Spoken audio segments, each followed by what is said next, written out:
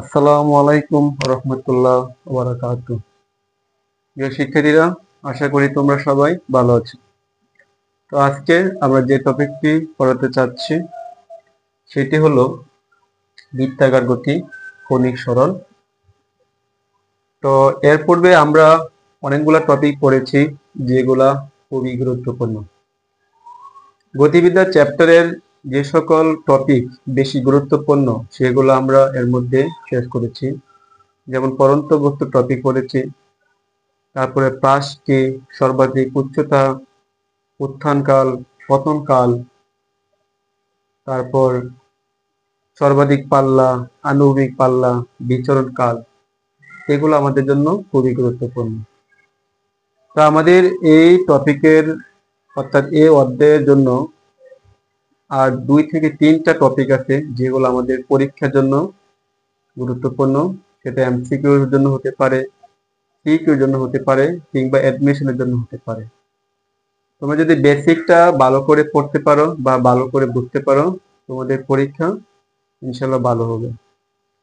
2025-এ যারা পরীক্ষা দিয়েছে এইচএসসি পরীক্ষা, তাদের এমসিকিউতে অনেক খারাপ হওয়ার কারণে অনেক ভালো ভালো স্টুডেন্টরা ফিজিক্সে ফেল করেছে। তো তোমরা যদি টপিকগুলা ভালোভাবে আয়ত্ত করতে পারো এবং ভিডিওগুলো দেখতে পারো, ইনশাল্লাহ তোমরা এমসিকিউতে ভালো করতে পারবে। তো আমার ক্লাসটা যদি তোমরা দেখো, ইনশাল্লাহ তোমাদের টপিকটা ক্লিয়ার হয়ে যাবে। তো চলো আমরা আর দেরি না করে টপিকটা শুরু করে দিই।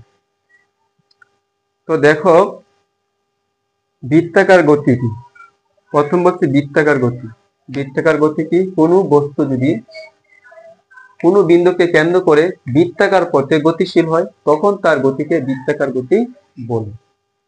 তাহলে মনে করো, এই যে এটা একটা বস্তু, এই বিন্দুটা এটা একটা বস্তু, এই বিন্দুটা এটা একটা বস্তু, এই বিন্দুটা কি একটা বস্তু। তাহলে এই বিন্দুকে কেন্দ্র করে যদি কোনো বস্তু গতিশীল হয়, কোনো বস্তু যদি গতিশীল হয়, তাহলে মনে করো একটা বস্তুকে কেন্দ্র করে, অর্থাৎ এই বিন্দুকে কেন্দ্র করে একটি বস্তুকে এভাবে ঘুরতেছে, ঠিক আছে, এভাবে বৃত্তাকার কি ঘুরতেছে। তাহলে এরকম যদি কোনো বস্তুকে কেন্দ্র করে বৃত্তাকার পথে ঘুরে, তাহলে সেই গতিকে বলা হয় বৃত্তাকার গতি। অর্থাৎ কোনো বস্তুকে কেন্দ্র করে যদি বৃত্তাকার পথে কোনো একটি বস্তু গতিশীল হয়, সেই গতিকে বলা হয় বৃত্তাকার গতি। তাহলে এখানে প্রত্যেকটি হলো বৃত্তাকার গতি।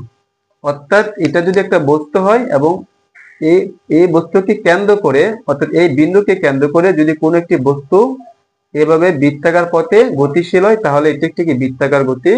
আবার এটাও যদি একটি বিন্দু হয়, এই বিন্দুকে কেন্দ্র করে যদি আরেকটি বস্তু কি এভাবে গতিশীল হয়, বৃত্তাকার ভাবে গতিশীল হয়, এটাও একটা বৃত্তাকার গতি।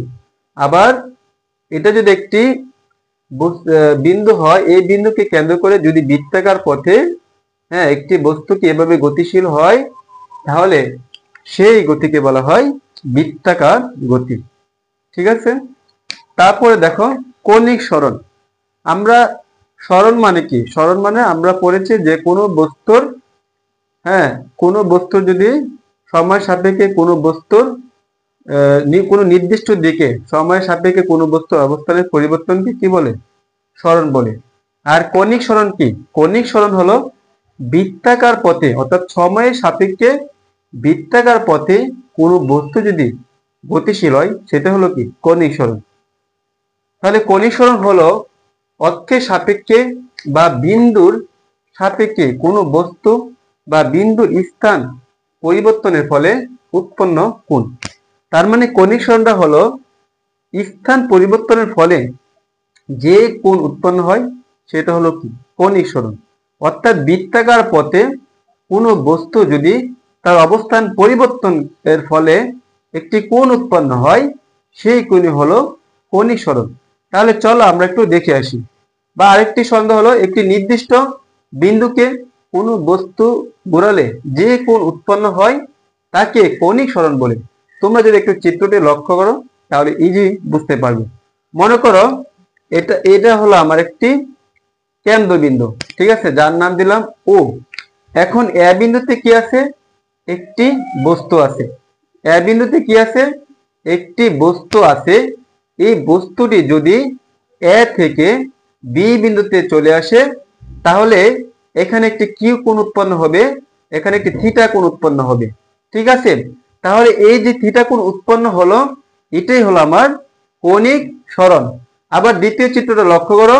মনে করো আমার বৃত্তের কেন্দ্রবিন্দু হলো ও, আর এ হলো একটি এ বিন্দুতে একটি বস্তু আছে।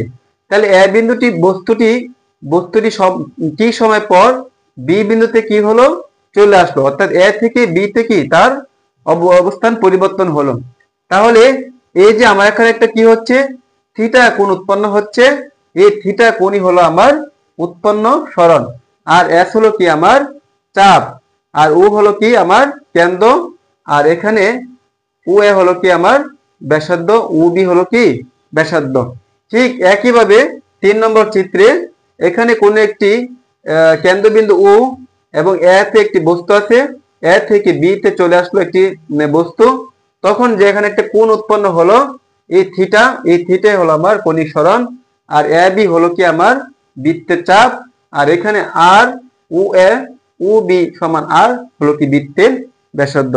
অর্থাৎ এই যে আমরা চিত্রগুলো দেখলাম, এখানে বলছে যে এ বিন্দু থেকে বি বিন্দুতে যখন একটি বস্তু চলে আসলো, তখন এখানে একটি কোণ উৎপন্ন হলো। এই উৎপন্ন কোণ হলো আমার কৌণিক সরণ। আর এখানে আর হলো আমার বৃত্তের ব্যাসার্ধ, আর এ বি হলো কি আমার বৃত্তচাপ, ঠিক আছে। তাহলে কৌণিক সরণ হলো কি একটি অক্ষের সাপেক্ষে বা বিন্দু সাপেক্ষে কোনো বস্তু বা বিন্দুর স্থান পরিবর্তনের ফলে উৎপন্ন কোণকে আমার কি বলে? কৌণিক সরণ। তাহলে এখানে কি বলছে? উৎপন্ন কোণ। তার উৎপন্ন কোণ কখন হবে? যখন একটি বস্তু এ থেকে বি তে চলে আসবে, এখানে এ থেকে বি তে চলে আসবে, এ থেকে বি তে চলে আসবে, তখন কি হবে? আমার এখানে একটি কোণ উৎপন্ন হবে, এখানে একটি কোণ উৎপন্ন হবে, এখানে একটি কোণ উৎপন্ন হবে। আর এই উৎপন্ন কোণই হলো কি আমার কৌণিক সরণ। আশা করি তোমরা বুঝতে পারছো। যদি তোমাদের বুঝতে প্রবলেম হয় তাহলে কমেন্ট করবে, ঠিক আছে। তারপরে দেখো, কৌণিক সরণ হচ্ছে একটি ভেক্টর রাশি যার মান ও দিক আছে। কারণ আমরা এখানে দেখছি যে এ বিন্দু থেকে বি বিন্দুতে চলে আসলো, অর্থাৎ ঘড়ির কাঁটার বিপরীত দিকে। আবার সেম এ বিন্দু থেকে বি বিন্দুতে আসলো, এ বিন্দু থেকে বি বিন্দুতে আসলো, অর্থাৎ এখানে প্রত্যেকটা চিত্র কি ঘড়ির কাঁটার বিপরীত দিকে কি হলো? তার স্থান পরিবর্তন হলো। তাহলে আমি বলতে পারি এখানে কি একটা দিক আছে এবং একটি মান আছে, ঠিক আছে। তাহলে যার মান ও দিক আছে, এটা হলো কি আমার কৌণিক সরণ, এবং কৌণিক সরণ হচ্ছে একটি ভেক্টর রাশি। তারপরে আমরা উৎপন্ন কোণ কিভাবে উৎপন্ন কোণের মান নির্ণয় করব। তাহলে উৎপন্ন কোণের সূত্র কি? অর্থাৎ উৎপন্ন কোণের সূত্র হলো চাপ বাই ব্যাসার্ধ। চাপ বাই ব্যাসার্ধ, উৎপন্ন কোণের সূত্র হলো কি চাপ বাই ব্যাসার্ধ। তাহলে চাপ এখানে কি? এ বি হলো কি আমার চাপ, অর্থাৎ চাপকে এর দ্বারা প্রকাশ করা হয়, আর ব্যাসার্ধ কি আর, ঠিক আছে। তাহলে আমরা লিখতে পারি উৎপন্ন কোণ থিটা ইকুয়াল এফ বাই আর। তাহলে উৎপন্ন কোণকে কি দ্বারা প্রকাশ করা হয়? থিটা দ্বারা প্রকাশ করা হয়। থিটা সমান কি? চাপ এস বাই আর, অর্থাৎ ব্যাসার্ধ, ঠিক আছে। অথবা আমরা এখানে লিখতে পারি যে চাপ এস হলো কি আর বাই আর থিটা, অর্থাৎ চাপ ইকুয়াল ব্যাসার্ধ ইন্টু কৌণিক উৎপন্ন কোণ। এখানে থিটা হলো কি আমার উৎপন্ন কোণ, আর হলো কি বৃত্তের ব্যাসার্ধ, এস হলো কি বৃত্তের চাপ অথবা এ বি। তো আশা করি তোমরা সবাই ভিডিওটা টপিকটা বুঝতে পারছো। আমরা নেক্সট আরেকটি আর 2 থেকে 3টা টপিক নিয়ে আসবো, তারপরে আমাদের এই গতিবিদ্যার চ্যাপ্টারে ইনশাল্লাহ শেষ করে দিব। এরপরে আমরা এমসিকিউ কিছু প্র্যাকটিস করবো, যেগুলো আমাদের পরীক্ষার জন্য কি খুবই গুরুত্বপূর্ণ। তো আজ এই পর্যন্তই। সবাই ভালো থাকো, সুস্থ থাকো, আল্লাহ হাফিজ।